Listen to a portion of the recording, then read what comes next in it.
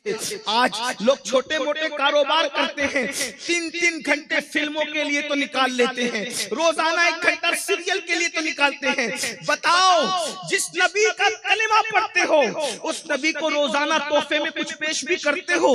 नादान इंसान, तू अपने दोस्तों को तोहफा भेजता है, तू अपने यारों को तोहफा भेजता है। आज तक तूने अपने नबी के लिए क्या तोहफा भेजा और कितना तोहफा भेजा और किस अंदाज से भेजा?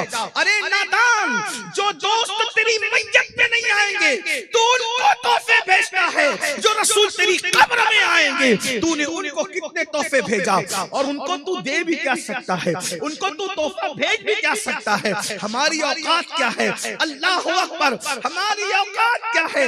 एक सगे बेहुनर को एक बादशाह से क्या निस्बत हो सकती है?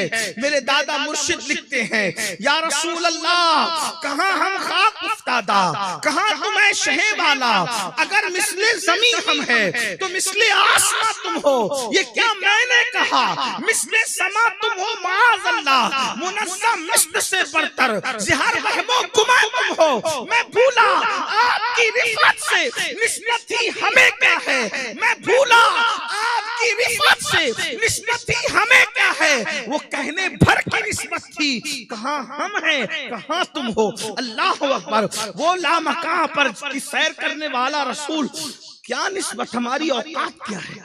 ये तो उनका करम है कि वो हमें अपना कहते हैं, वो हमें अपना, क्या बड़ी हस्ती है, और वो हमें अपना कहते हैं। हुजूर जब भी कहते हैं तो क्या कहते हैं? उम्मती, मेरी उम्मत।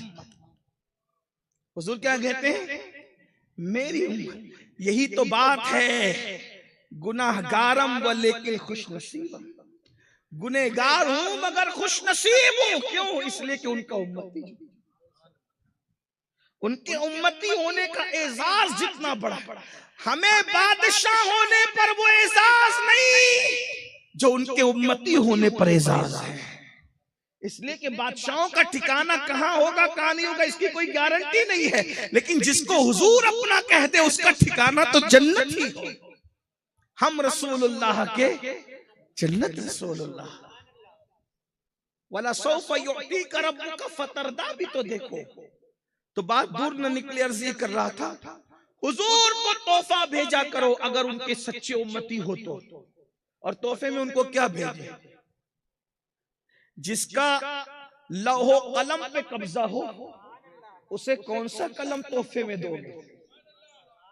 जिसके लिए अल्लाह की किताब उतरी है उसको कौन सी किताब तोहफे में भेजोगे?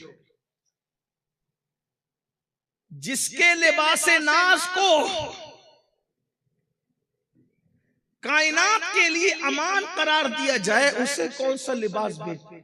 अगर हम जाहिरी हयात में होते तो कुछ कर सकते थे, लिबास अमामा कुछ नालैन पेश कर सकते, लेकिन यहाँ तो 14 सदियों के बाद हम आए दुनिया, कुछ भेज भी नहीं सकते। तो बेहतरीन तोहफा हुजूर के लिए अगर कुछ भेज सकते हो तो उसे दुरूद शरीफ कहते हैं।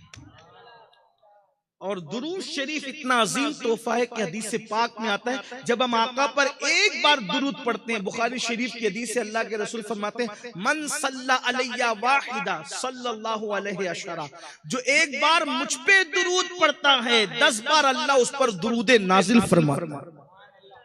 हुजूर पे एक बार दुरूद पढ़ने वाला कितना बुलंद हो जाता है कि अल्लाह उस पर 10 मरतबा दुरूद नाजिल फरमा, अल्लाह नाजिल फरमा। और तुम एक बार पढ़ते हो खुदा तुम पे 10 नाजिल फरमाता है। 100 बार पढ़ो तो, 500 बार पढ़ो तो, 1000 बार पढ़ो तो। और दुरूद पढ़ने वाला जो कसरत से दुरूद पढ़ता है खुलूस से दिल से, मरने के बाद उसकी कब्र को मिट्टी नहीं, उसके जिस्म को कब्र की मिट्टी नहीं खा सकता। जो कसरत से दुरूद पढ़े कब्र की मिट्टी उसका जिस्म नहीं खा सकती, बल्कि फिर उसका कफन भी मैला नहीं होता। तो सुल्तान महमूद गजनवी 1000 बार रोजाना दुरूद शरीफ पढ़ते थे, उसके बाद ही बिस्तर पे जाते।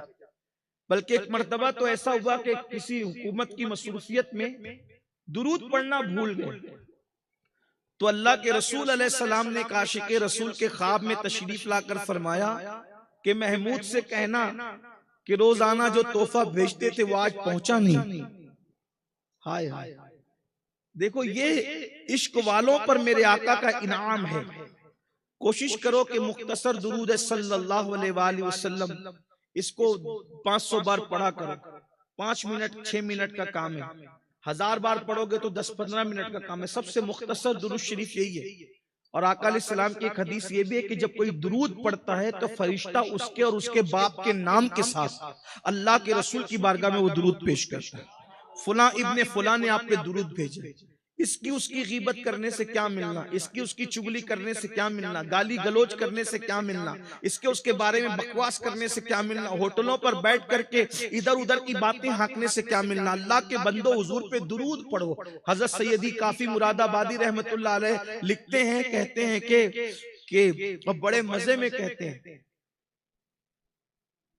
उनका बड़ा मशहूर कलाम है कि कोई गुल बाकी रहेगा ना चमन रह जाएगा, पर रसूलुल्लाह का दीने हसन रह जाएगा। उसी में लिखते जो पढ़ेगा साहिबे लौलाक के ऊपर दुरूद, जो पढ़ेगा साहिबे लौलाक के ऊपर दुरूद, आग से महफूज उसका तन बदन रह जाएगा। आग से महफूज उसका तन बदन रह जाएगा। आका पे दुरूद पढ़ा करो। तो महमूद गजनवी के दुरूद 1000 बार पढ़ने का हाल ये था। इसीलिए उनके इंतकाल के बाद बरसों बाद जब उनकी कब्र खुली तो उनका कफन भी मैला नहीं हुआ था और जिस्म सही सलामत था। दुरूद शरीफ की बरकत है।